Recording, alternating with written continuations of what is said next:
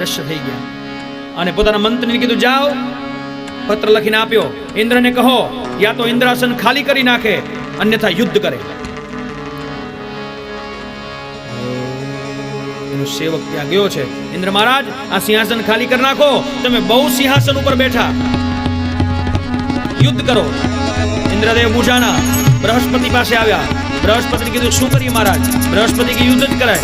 એક કોઈ મંત્ર જાપ, કે બેટા યુદ્ધ જ કરવું પડે. મંત્ર જાપ આમાં કામ ના આવે.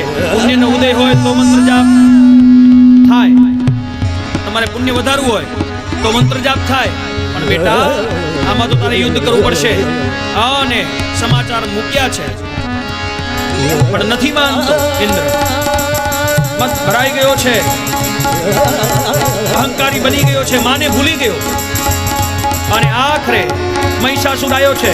10,000 વર્ષ સુધી યુદ્ધ થયું, ખડગો તલવારો બધા દેવો યુદ્ધ કરે છે, પણ આ તો બ્રહ્માની શક્તિ, બ્રહ્માએ વરદાન આપ્યું હતું અને દેવો એને પરાસ્ત નથી કરી શકતા.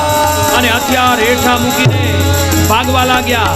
કોઈ ગુફાઓમાં જતા રહ્યા, કોઈ અહીંયા કને સમુદ્રમાં, કોઈ પાણીમાં, કોઈ એમ કહેવાય છે વૃક્ષોમાં, કોઈ ગુફાની હિમાલયની તળેટીની અંદર. બધા દેવતાઓ અલગ અલગ જગ્યાએ વિખાઈ ગયા.